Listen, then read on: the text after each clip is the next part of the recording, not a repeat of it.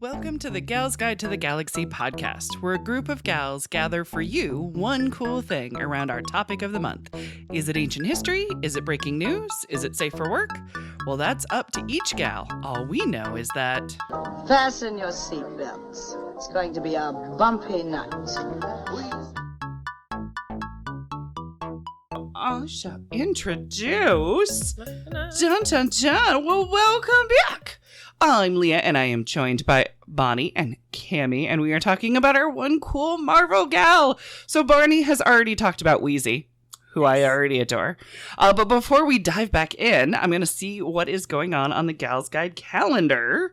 So for the week of July 18th through the 24th at Gals Guide on Thursday, June 21st, we are having our second film club meeting. Yay! We're going to be talking about the film Captain Marvel starring Brie Larson. Nice.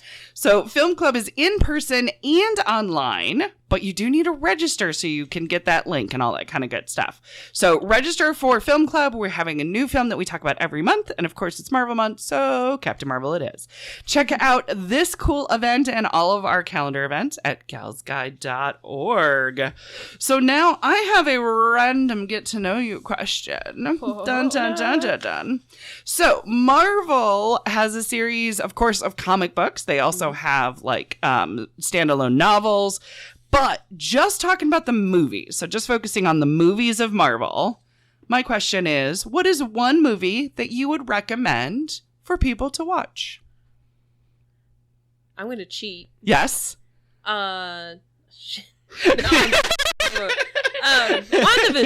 Oh, WandaVision. Yes, do the TV series. Yeah. Yes, WandaVision I'll take it. Yes. Has been the most amazing little mini series thing.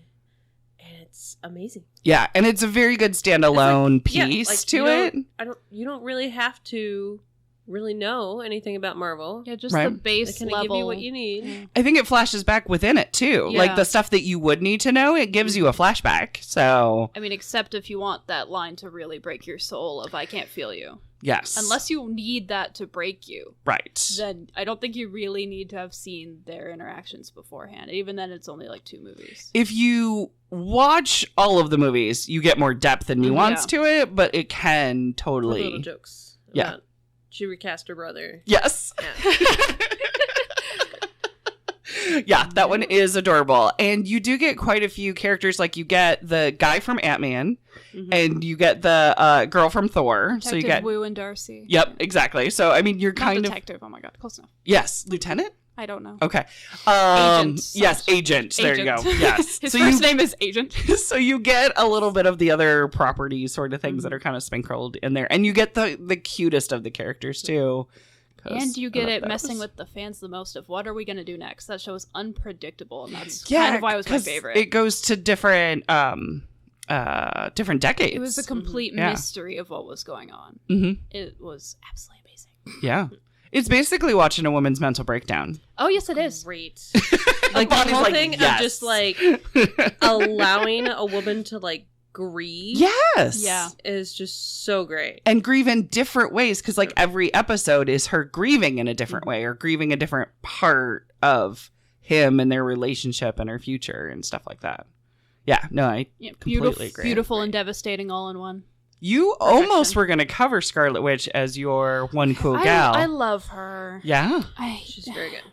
With what they did to her in Multiverse of Madness, I'm mildly annoyed, but I feel like they handled it all right. I don't know. They made her complex. Torn. Yeah, but Yeah. yeah, it's But at the end, you didn't actually see it. Uh-huh. So it's left open. I mean, all of them are left open. It just sucks when they take my favorite character. It was lovely with WandaVision, but then they made her evil and then killed her all in one movie. Right. It's just You're like, but she's not evil. She's a mom. Right. Okay, Which but does it require murder? But then they're saying that moms are evil. It's kind of like if love is blind and God is love, then Ray Charles is God. If moms are protective and moms kill people, then moms are evil. I still love her to pieces. It's just. I wish she hadn't gone that way, but I see why. Do you give her any of the Darkhold? Because she had the Darkhold, which can turn a person evil. Do you see what I'm saying? But that brings me back to Agents of S.H.I.E.L.D. anger. Oh, yes. That brings me back to the Darkhold anger. Right. Of that. Yes. Which I believe you are going to be talking about later. Well, that comes for later. Okay. Spoilers. Okay, so then Kimmy, cause Bonnie's was WandaVision is what recommends to watch. What would you recommend for people to watch? Okay, so I love all of them. Yes. They're all great. Yeah. But for standalones, my standalone rewatch was Doctor Strange. Oh, very nice. When I just need that bit of wonder and craziness, and when you need a good standalone Marvel one that's just fun, it's that one for me, but also Black Panther all the way. Yes. As standalones, those two are lovely. Yeah, and very they true. Just work very well. So excited for the next one. I know, right? It's supposed to be so good. Ryan Coogler's been like leaking different stuff, and it's like, oh my god. Okay, that's really tough because okay, Did I steal one of yours? No, you actually really made me think about it because my personal favorite is Captain America, like America's ass. Yeah. I love that one. I love the morality in that one. I love that character. I love everything about it. Like that one is my jam. And that if one's it's got Peggy, then it's instantly better. I freaking love Peggy. A lot of it is Peggy. Let me just tell you, well, of like course. she's amazing. However, when you mention Black Panther, that is when I watch that, that's the kind of future that I want to be in. That's the kind of like, okay, so Captain America is 1942. I don't really love, you know what I'm saying? Like, I don't love living in the World War II. There's a whole spin-off for why it was not great for Peggy to be in the 40s. It's not like I love the characters, but I don't love the time period. I don't want to like totally evoke that. But if I want to escape and I want to recommend somebody to escape into something really beyond themselves, yet beautiful, I'd say Wakanda. Yeah, so I would totally say Black Panther. I think you convinced me on that's what I would recommend. Yeah, it's the ones that are the most people magical. To see. The one that are the start and that are magical, like Doctor Strange, Black Panther, and even Shang-Chi. Yeah, Shang-Chi was great. I just rewatched that the other day. I think those are the trilogy of standalone introduction ones that work really well as recommendations. Yes, exactly. I think if somebody loved martial arts movies or mythology, I would probably go Shang-Chi. Yeah. Andy Bradley Baker. Yes, exactly. I mean, there's food dogs come to life. It is so awesome. But yes, exactly. Okay, sorry. It's like I'm now thinking about my choices. Now, so that kind of leads me to my lady, because if you have watched any Marvel TV shows or movies, you have seen my gal's name in the credits. Nice. So you have seen produced by Victoria Alonso. Ooh. Dun, dun, dun, dun. Okay. So granted, there are like 7 to 9 producers on every single Marvel movie nowadays. Yeah. There's a lot of producers. And there's a lot of producers because there's a lot of moving parts. Like if you watch all the credits, they like film it in like a whole bunch of different countries and all that kind of good stuff. Including a couple of different like states that they also film in as well. All of them, one of them will be Georgia at any given point. It's Georgia, Tex breaks. But anyway, the only ones that you the only one. There's only one Marvel movie you do not see Victoria's name on, and it's Incredible Hulk with Ed Norton. But a lot of us geeks, we don't even count the Incredible Hulk with Ed Norton as Marvel MCU. I only watched it so that I'm ready for She-Hulk. There was no other way to convince me to watch that. Yes. Yeah, exactly. She-Hulk's going to be... I'm mildly scared by the trailer, but it should be great. No, it's going to be great. What game is that called? Trey got some kind of game off a Kickstarter, and it's like there's like a big box, and it's a co-op game. Yes. And you have all the little Marvel dudes, and he just got the X-Men thing. And right. Of course, you got all the little expansion things, so you can be, almost 100 different little dudes. Oh. And I'm She-Hulk. Every time. And I, punch people in the face. Yes. I'm very excited about it. It should be fantastic. So, so if we don't count... The reason why we don't count The Incredible Hulk for a variety of reasons, but also it came out in 2008, the same year as Iron Man. Now, Victoria has been on every Marvel movie since Iron Man 2008, which is kind of the start of... Most people say Iron Man's the start. Is the start, It's the start of the main, like... It's the intention. It's the start of when you're absolutely sure that everything's in the same universe. Right. When they were actually building it, if we're going to start here, and then we're going to build this whole thing from here. Interconnectedness. Right. Exactly. It's not the bouncy Hulk, right? That's a different one? Exactly. Go to sleep, go to sleep, go to sleep. Okay, but I do feel like I have to explain what the hell a producer is. Because to pull from another movie, Swingers, the joke is if you tell somebody you are a producer, they don't have any follow-up questions. If you tell somebody you're a comedian, they'll say, tell me a joke. You know what I mean? If you are a writer, what did you write? You know. But if you tell somebody a producer, they don't ask nothing because they assume it's an important job, but they don't know what you do. Yep. So my retired movie maker nest, to give, our listeners a little pro tip of what a producer is, they are responsible for finding a project and making sure it gets made. So they are kind of a head cheerleader, if you will.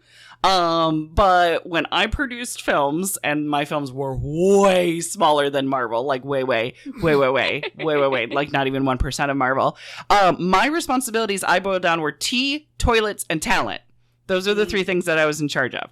Making sure the cast and crew was fed, that they were taken care of, and that they had their needs met. So that's pretty much the producer.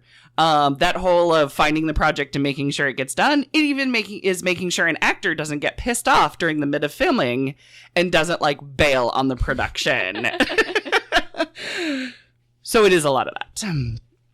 Producer will even hire the writer and director and a few more key people like marketing team and stuff like that. But if you have Disney behind you, Disney, the mouse overlords, right? Exactly. If you get those mouse overlords, then it's a lot easier. But you also have a lot of pull though within your position too because you have the mouse house behind you. So why would you give a shit about Victoria? Right? She is one of many names on a very big popcorn multi-bazillion-dollar company. Well, let's start here. So in April of 2022, Victoria was awarded the GLAAD Media Award for Outstanding Film for The Eternals. Remember The Eternals? That had a ton of new characters in it and a lot of story right off the get-go. It was a great movie. I loved it. But my whole thing is dude, this could have been 6 movies and then a super movie. I would have waited. It was great, but it was a lot. Yeah. It's just unfurl them one at a time. Okay. But when she won the GLAAD Media Award, at the same time, this is when Florida had the Don't Say Gay bill. Remember that crap? Yeah. So the other reference you need to know as I tell you what she said at her awards speech is Bob Chapek is the CEO of Disney. Okay. So here is what she said in her acceptance speech for the Eternals at the GLAAD Awards. Quote, if you are a member of the LGBTQIA community and you work for the Walt Disney Company, the last 2 to 3 weeks have been a very sad event. I asked Mr. Chapek for the courage for a 45-minute sit down. I asked him to look around and to truly see that what we sell is entertainment for the family. We don't choose what family. Family is the entire room. Family is a family in Texas, in Arizona, in Florida, in my home. So I ask you again, Mr. Chapek, please respect if it is selling family. Do not take a stand against all of those crazy outdated, take a stand. Take a stand against all of those crazy outdated laws. Take a stand for family. Stop saying that you tolerate us because nobody tolerates us. Let me tell you that. You tolerate the heat in Florida, the humidity in Arizona or Florida, or the dryness in Arizona and Texas. You tolerate a tantrum of a 2-year-old, but you don't tolerate us. We deserve the right to live, to love, and to have, and more importantly, we deserve an origin story. Right? She continues, I encourage all of you to stop being silent. Silence is death. Silence is poison. If you don't stand up, if you don't fight, if you don't give your money, if you don't vote, then all we do is have a party and be gay. So fight. As long as I am at Marvel Studios, I will fight for representation for all of us. Nice. So I'm just saying, do you love her or do you love her? I love her. Right? So that's why I wanted to cover Victoria. Okay, so would you like to know her origin story? Yeah. Right? Okay, so she was born in Argentina. Nice. Lovely. So she was born in Argentina and she moved to Seattle at the age of 19. So at the time in Argentina, it was a military dictatorship. So she was actually quoted in a Whiskey and Sunshine article, and she said, quote, "People were getting taken away and killed. My father died when I was 6, and my mother never remarried. She was a high official in the Ministry of Education, and she kept us safe. She kept us strong. She kept us open-minded. And she never took anything from anybody, not the military, not no one." So Victoria's childhood was very traumatic living in that dictatorship. She did say, "My mom is the woman that was left on the road bleeding with me in her hands and for not saying something. Thugs came up to beat her up and left her for dead on the street. And I was in her arms." Ugh. Yeah, exactly. She said that her mom is a strong, strong woman. And just when she regained consciousness, she got up and they left the country. So, yeah. So she left in traumatic fashion. Victoria took that fighting spirit with her to Los Angeles when she started working in visual effects. So she comes from a visual effects background. She worked at this little teeny tiny company called Digital Domain. Digital Domain is famous for doing the Titanic special effects. And then everybody else's. So Victoria was at Digital Domain for 4 years as a producer. She is one of the many visual effects houses that Marvel employs, the Digital Domain. But Victoria was the visual effects producer on The Sixth Day, which was Arnold Schwarzenegger. I almost forgot about that movie. It's horrible. I mean, the visual effects, I'm sure, are breathtaking. But it is The Sixth Day with Arnold Schwarzenegger. She also did the visual effects for Kingdom of Heaven, which was Orlando Bloom. Cats and Dogs was, I'm assuming Bonnie's totally seen. The Cats and Dogs, where they're like CG'd, so they're all talking and fighting. No. I haven't seen that one. Okay, I totally need to share that one with you. It's very good. The boss cat is like a mafia cat, and it's a white fluffy named Snowball. Is this the thing, like the Life of Pets or whatever? No, because this is CG. Did it inspire Secret Life of Pets? Yeah, probably. But I mean, let me put it this way: dogs and cats battling each other—that's been a movie, a cartoon, a thing for since eternity. I believe the Egyptians, the 90s with the was it Cat Dog? Homeward Bound or whatever? Oh yes, right, yep. Exactly. This is a way better version of Homeward Bound. No. And stuff. We used to. Yeah. I used to rent VHS. Yeah. From Marsh. Yes. Before Blockbuster. Right, exactly. Milo and Otis. Oh, yeah. Oh, totally. All the time. Mm-hmm. Yeah. Classics. Yeah, no, good. I like it. She also did special effects for Shrek. Even though Shrek is animated, there are digital effects in it. And Big Fish. Big Fish was the Tim Burton movie. Mm-hmm. So, yeah. So in 2005, she joined Marvel Studios, and her title was the Executive Vice President of Visual Effects and Post-Production. Right? She has been promoted to a much longer title. So she was then promoted to, and I love this title, President of Physical Post-Production, VFX, and Animation at Marvel Studios. So it's the back of her card say. Right. This is true. Yes. So in such a boys club of comics and in a boys club of filmmaking and in a boys club of visual effects, there is also a boys club of producing. Yeah. So we are so lucky not only to have her like in the room, but fighting for representation and the rainbow of humanity we have in this galaxy for potential like exposure and stories and nuances. And she's got this huge resume like behind her as well. So, and staying power. She's been at Marvel since 2008. Nice. 2015. But 2008 is, when it all started in, my mind, because Iron Man. So AP interviewed her and they asked her because because a couple of people will call her the most powerful woman in Hollywood. Geez, I wonder why. So they asked, what does she think about that? And does she feel like she is the most powerful woman in Hollywood? And she said, honestly, no. What I feel is that I have to keep working. And there's a lot I do. I appreciate the titles. It seems to me that it is very important for young women in the world who relate in some way, who can look at my career and look at me and say, well, if it happened to her, it could happen to me. But besides that, to me, it continues to be about the daily work, the strength, and the dedication. So, and I'm like going, yes, she gets it. If she can see it, she can be it for other people. But to her, she just, it's another day. It's another movie. It's another gig. Let's just make it the best we can. Yes. She is married to Imelda Cochran, who has shown up a few times in the MCU. I don't know if you remember her, but she was Dr. Goodman in 2 episodes of Agents of S.H.I.E.L.D. They were the ones when Phil went to Tahiti. She was the doctor in kind of like the Scrubs. No, but I have not watched Agents of S.H.I.E.L.D. in a while, which I will. It's a deep reference. Yes. Yeah, it's probably the season 1 flashbacks and when he was hallucinating. Yes, exactly. I just can't visualize it. But then again, I never can. You're totally fine. But Victoria's wife is a gorgeous Australian gal. Oh my gosh, she's gorgeous. The couple also has a daughter together as well. Lovely.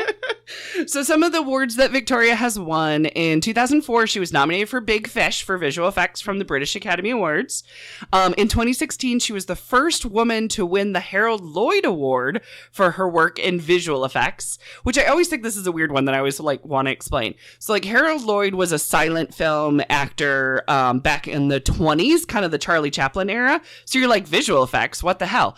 Well, there's 2 very famous Harold Lloyds that if you've never seen a silent film, you've seen these. One of them is a black and white of a guy hanging off a clock. Do you know what I'm talking about? He's hanging off the big hands. So that is a visual effect because he's actually only a few feet off the ground. But it looks like, and the way that they filmed it with forced perspective and matte drawing, that he looks like he's really, really high up. Another one is an entire house falls and he's standing in the doorway. So that was actually a real life effect, but it was just timed perfectly. So that's why the visual effects are, if you can make it look Harold Lloyd good, then you win the Harold Lloyd Award of we forget that it's a movie and that it's a trick. And she was the first woman to win that award. So it's pretty damn cool. In 2020, she won the Golden Reel Award. And then in 2021, she was the top honoree at Outfest Visionary Awards. So yes, exactly. So she announced in June that she is going to publish a memoir, Bonnie. Ooh. I know, right? Can we get her here? That's what we're going to try. Let's try it. Let's try it. Okay, so Variety published a story saying, this is her quote for writing her book: "You don't need a cape. You don't need a hammer. You don't need a shield. Your superpower is your voice, and your voice will create change for yourself, for society, and for those who you love. Use your voice, and you will create the kind of energy that will bring change to us. Do not use your voice for silence. Silence is poison." So the book is set to release on May 2nd of 2023. And I am all here for it. And Victoria, if you want to come here to the Gals Guide Library, the first would be honored. First women's history lending library in the country, and do like a book signing, like we are all about it. Yes, all of it, exactly. And I'll also be like first in line to buy the book. So that is my lady. Amazing. Any questions about Victoria Alonso? Are you guys familiar with the name? Have you seen the name like every single time? Yes. Kevin Peggy, and then Louis D'Apposito and Sarah Victoria Alonso. Yep, exactly. Sweet. Exactly. All right, well then I will wrap it up for us. However, there it is. I'm telling you, I just have too many pieces of paper. No, here we go.